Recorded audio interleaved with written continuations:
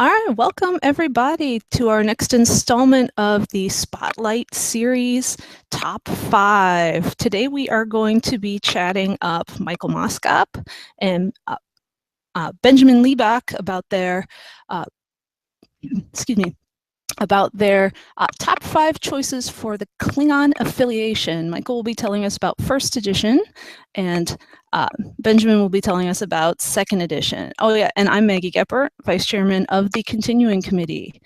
So, Michael, why don't you start up, tell us about your top 5 Klingon cards for first edition. Okay, sure. Well, okay, let's see if I can break the rules right off the bat. Can I start with an honorable mention? All right, sure, you can start with an honorable mention. I think there's one we need to talk about, but it's so untested that it can't make the top 5 yet. All right, what's that? Well, that's the new Hall of Magistrates. Just came out with Broken Bow. It's their new time location, and it's still so untested that I don't want to say it's top 5, but the 22nd century Klingons, there's a deck there. There's a powerful deck there, and I want to make sure people know about it because it's super fun. Was that the deck you played at Nationals back in April? I went 4-1 with them, and they're really strong, but it's a lot of moving pieces. So my wins all went to time because I'm moving around so much. I'm downloading pretty much at least 2 or 3 cards a turn in different ways. Like there's a lot going on, but it's a powerful deck. All right, we'll be looking forward to seeing those start popping up more in the future. Hopefully this top 5 will get people checking out Hall of Magistrates for 22nd century Klingons. Mm-hmm. All right, so let's go. Okay, let's start with now these are in no particular order. There's going to be a theme for 4 of them. But the first one, let's say, is totally on its own and an amazing card. It's Officer Exchange Program. It's an incident from the Next Generation set. It's the warp core that lets you download the IKS PA and all of the members of the PA crew. And like it's so powerful just because 3 little words: stackable play engine. It's not one that it seeds by itself. So if you want to download something else with continuing mission, you can, and just play this and splash it in with whatever kind of Klingons you're playing, or really, you could splash it in wherever you want. Yeah, they all. If you want to try and run TNG with a Klingon treaty, you can, but like by itself, it's just extremely powerful. Free ship, free people. Yeah, you can't go wrong with that. Well, yeah, free everything is great. First edition.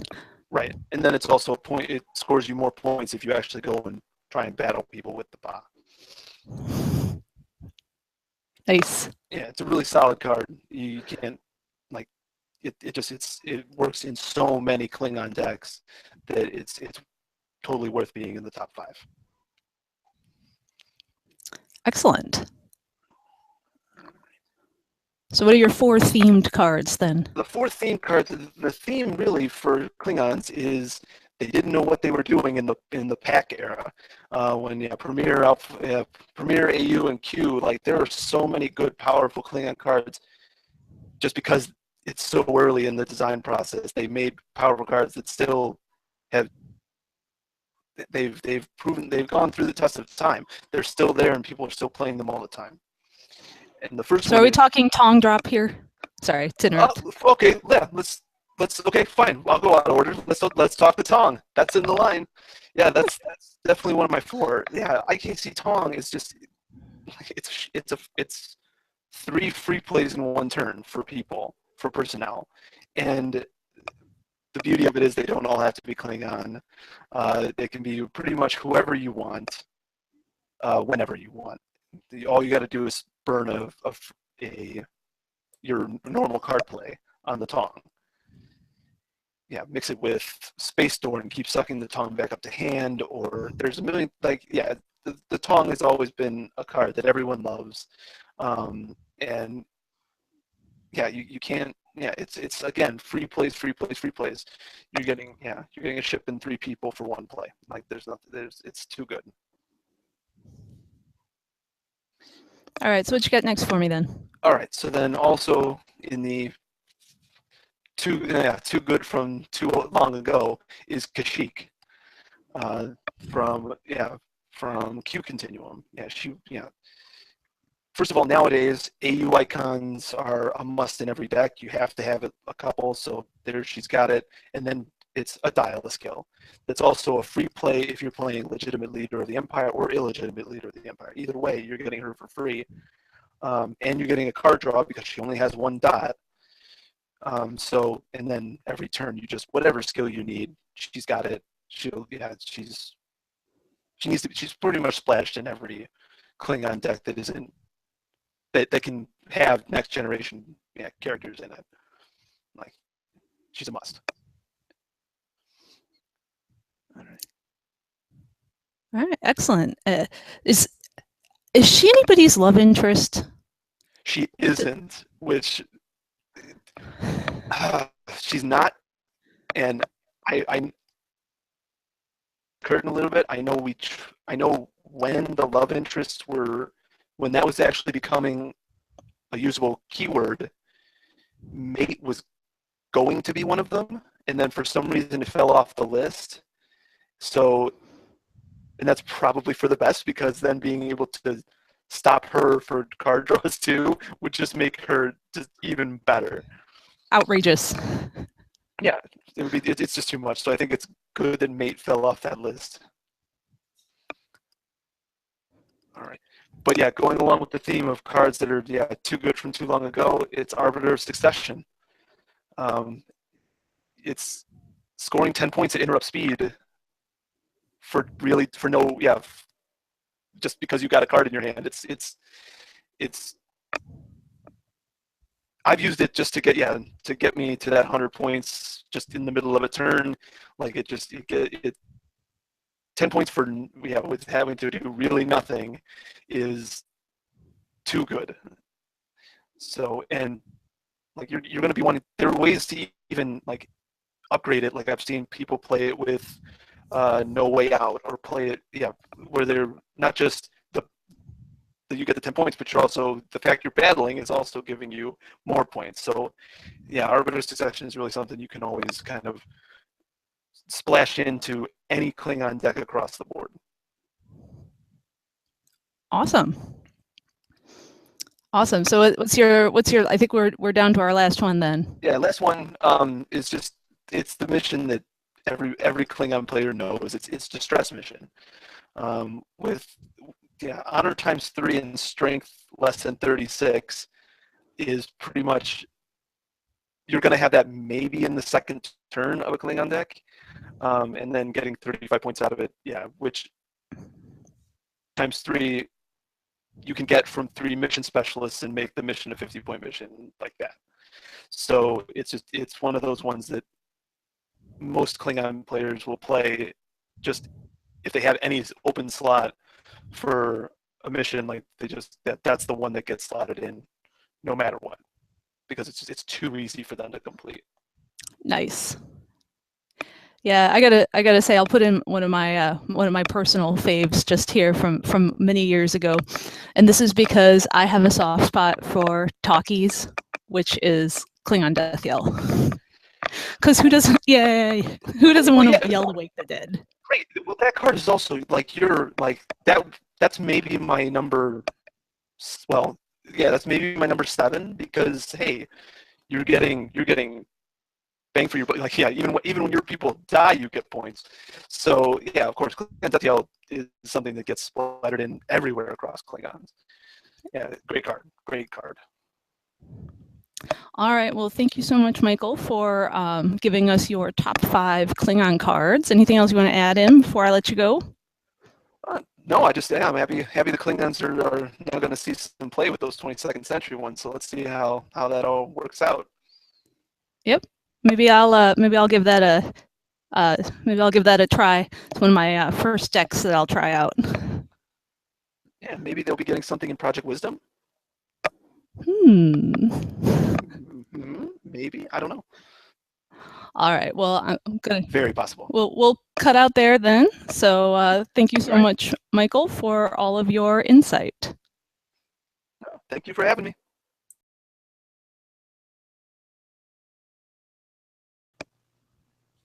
All right, so here we are now on air with Ben Liebich. Did I get that right? I'm sorry, Ben. I should have asked about your last name.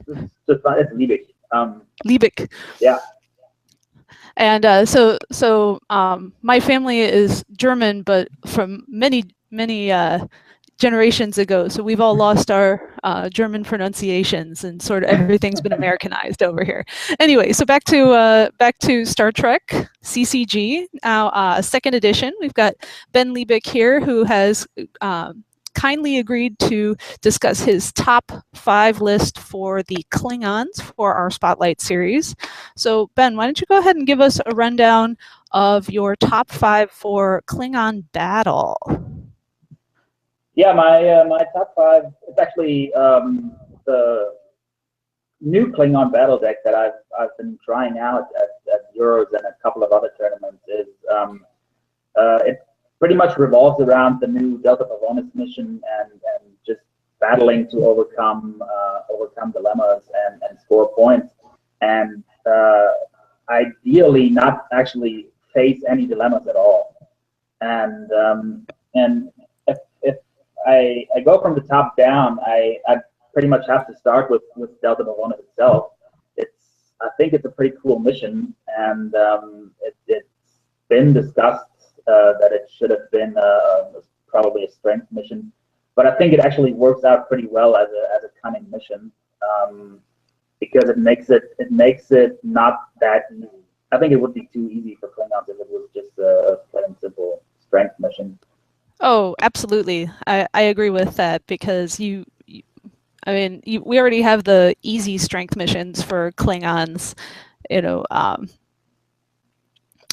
brute force, and probe is it strength? No, it's integrity. It's integrity. Yeah. But brute force, brute force is so easy for them that giving them another easy strength mission. I think even more easy is provoke interstellar incident, which is not only an easy strength space mission, it's also a range 2 space mission, which makes it like the standard go-to Klingon space mission. But if I should just carry on here with the second card in my list, which is Crom, the standard go-to Klingon engagement guy, who actually reduces the cost of your engagements or of your engagement events if your maneuver events. That was the thing that just went out of my head. He reduces the cost of your maneuver events, and if he's on a Vorcha class ship, and if you have 2 of these guys out early in the game, then you can basically just play your maneuvers for free, which makes the whole battle deck actually worthwhile, because you can keep the speed up and keep up the speed with your opponent.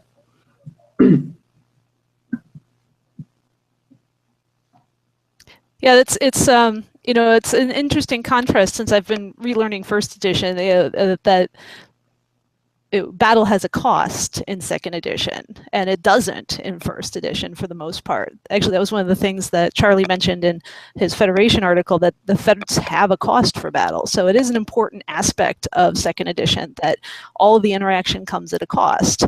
But having a guy who can reduce that cost is really great. Yeah, and I always enjoyed that about second edition, because it always, it felt too easy, and it made like, the battle juggernaut decks in 1E too easy in my eyes to just go out there, go on a roll and roll with your ships over your opponent.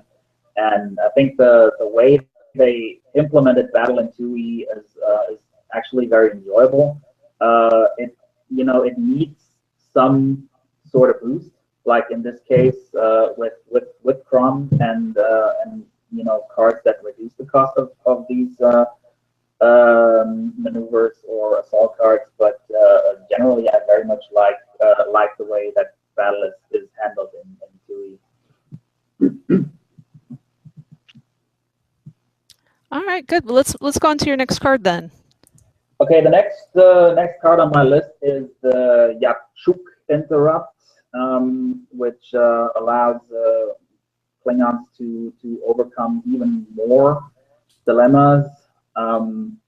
It's actually you could actually play 3 copies of that within a single engagement, and you can overcome 3 additional dilemmas during that engagement, and that is the one card that would give you the needed boost to get enough dilemmas under a mission to actually not face any dilemma at that mission. It works very well with the treachery Klingon at Delta Pavonis, because you can boost the cunning of the treachery Klingon with another card that I'm about to get to. But it's